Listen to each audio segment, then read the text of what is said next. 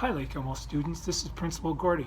Hey, thought maybe I'd take a few minutes out of my day and read a story to you. One of my favorite stories is The Frog Principle. So sit back, relax. Let's take a few minutes and I'll read you my favorite story, The Frog Principle. Mr. Bundy is the principal of PS 88. His students and teachers think he's the best principal in town. One day, Mr. Bundy was at school late planning the next assembly program. He was looking for a special visitor when an ad in the phone book caught his eye. It said, "Marty Q. Marvel, magician. My marvelous magic will amaze you." The kids would love a magic show, thought Mr. Bundy. He called Marty Q. Marvel and asked to see some of his tricks. In no time, a man wearing a black cape and a magician's hat tripped into Mr. Bundy's office. There you can see the magician. "Whoop, Marty Q. Marvel here. Allow me to amaze, amuse, and confuse you," he said. "May I see some educational tricks, please?" asked Mr. Bundy. "I'd like my students to learn from our visitors." "Sure, one math lesson coming up. Right up," said Marty Q. Marvel. "Watch my hat and tell me how many birds come right out of that hat." He began to recite, and a 1, and a 2, and a 1, 2, 3. "Come out, birds, fly to me." Marty tapped his hat once, twice, 3 times. No birds. He turned his hat upside down and he shook it hard. Not a feather. "What kind of math lesson was that?" asked Mr. Bundy. I guess that was a lesson on zero. Let me try my science lesson. It's on amphibians." Before Mr. Bundy could tell the magician he'd seen enough, Marty was waving his magical wand around in Mr. Bundy's direction, saying, "He lives in the woods, in the pond, in a bog. He used to be a principal, but now he is a frog." Mr. Bundy suddenly felt small and strange and slimy. Ribbit, ribbit. He cleared his throat and he tried again. Thank goodness this time real words came out. What have you done to me?" croaked Mr. Bundy. "Oops. Oh, it looks as though I turned you into a frog," said Marty Q. Marvel. "It's amazing. This trick never worked before." "Well, kindly unwork it," said Mr. Bundy. He was hopping mad. "I'll check my instruction book," said Marty. He pulled a rabbit, some flowers, a deck of cards, and a small book out of his bag. He flipped through the book. "Buenos dias, muchas gracias. ¿Qué pasa? Oops. That's my Spanish dictionary. My instruction book must be at home. I'll be right back," said the magician, and he went tripping out the door. It was a long night for Mr. Bundy. The sun went down, the sun came up. There was no sign of Marty Q. Marvel. Finally, Mr. Bundy heard footsteps outside his office. His heart leaped in his little green chest. "Good morning, Mr. Bundy," called the voice. Oh no, it was Miss Moore, the vice principal. "I can't let her see me this way," thought Mr. Bundy. He scrawled a note that said, "Family emergency, be back soon." Then he hopped from his chair to his desk, to the window, and out across the schoolyard. As he watched his beloved students and teachers go by, Mr. Bundy considered his life as a frog. Even though I'm small and green and slimy, I could still be a good principal, couldn't I? He hopped over to the pond to think. Mr. Bundy's skin was dry and the water looked awfully good. Splash! Mr. Bundy dove in for a swim. "Wow, these frog legs are amazing," he thought. Kicking around the pond, A fly whizzed by, and without thinking, Mr. Bundy flicked out his tongue and zap! He caught the fly. Not bad, he thought. At recess, a group of kids came outside to play softball. A girl named Keisha hit the ball, and it went flying. Roger, Hector, and Nancy all turned and ran after the ball. Oh, I think the ball landed in the pond, said Roger. What will we do now? Asked Nancy. A voice called from the pond. Who do you think that is? I can help. Who said that? Asked Hector. They all thought the voice was coming from the water. But the next instant, a frog jumped out from behind the cattails and said, "It was me." Huh, said Roger, a talking frog?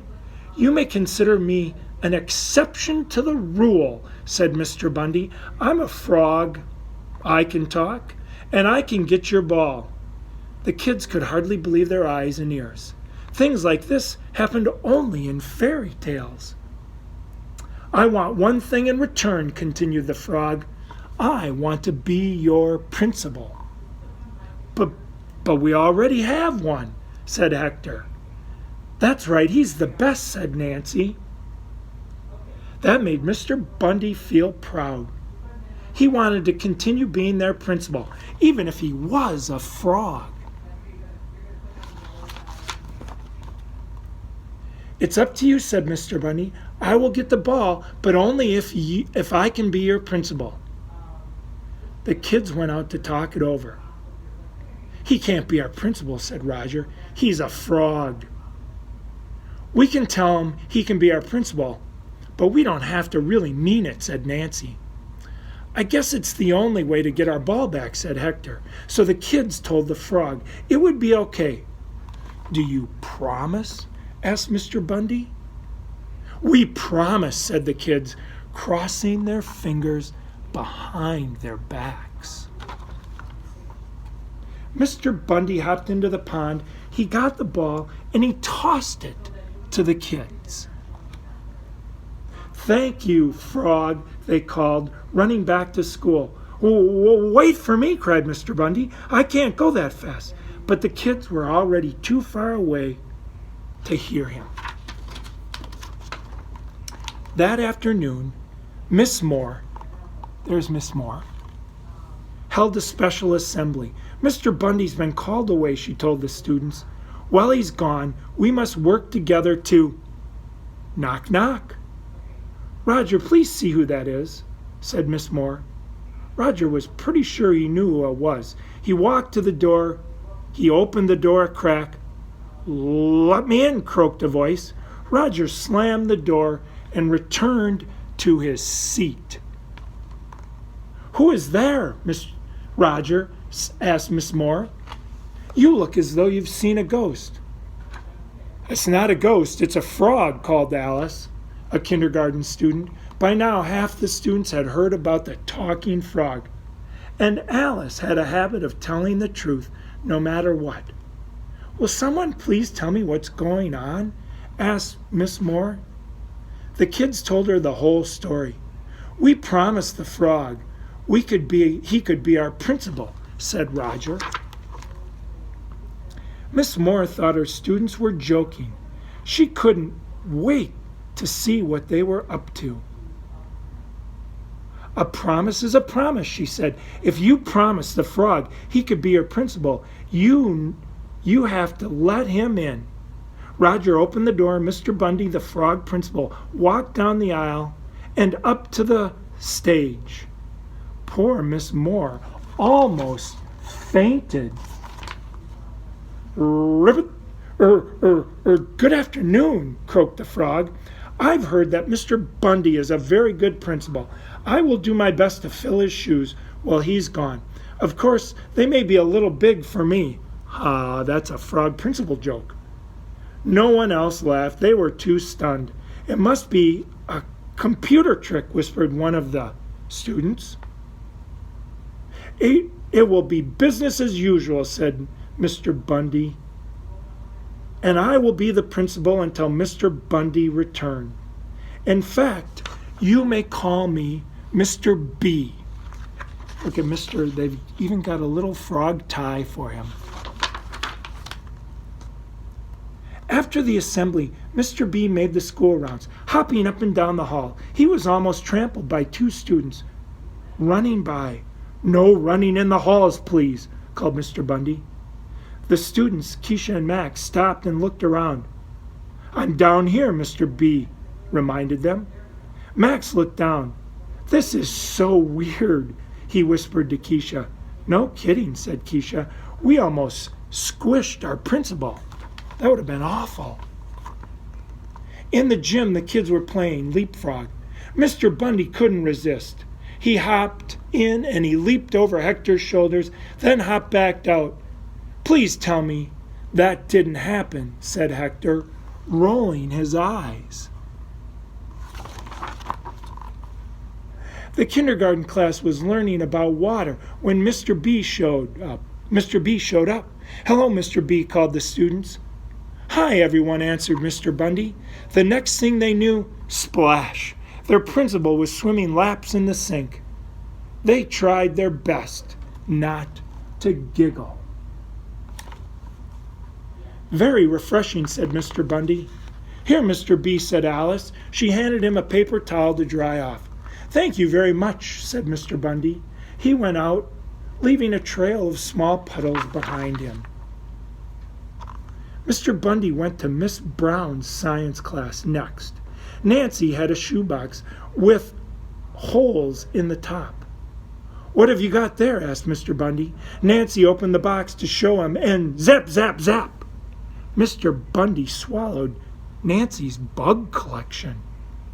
Oh, the principal ate my homework, cried Nancy. Miss Brown, please give this student a gold star, said Mr. Bundy. Her collection of bugs was delicious. It was excellent. As the weeks passed, Mr. Bundy tried to be the best frog principal he could be. The students tried their very best to accept him, but it was hard. They were sorry they had lied about allowing him to be the principal. We shouldn't have made a promise if we didn't mean to keep it, said Roger. It's embarrassing having a frog for a principal, said Hector, but I guess we deserve it. I want Mr. Bundy back, said Nancy. Mr. Bundy heard the students and his heart sank. He kept calling Marty Q Marvel, but there was no answer. He prayed the magician would come back. If not, I'll be a frog forever, thought Mr. Bundy. Then, one day at recess, Mr. B was watching a softball game from his office. He was wondering how long he could go on being a frog principal when suddenly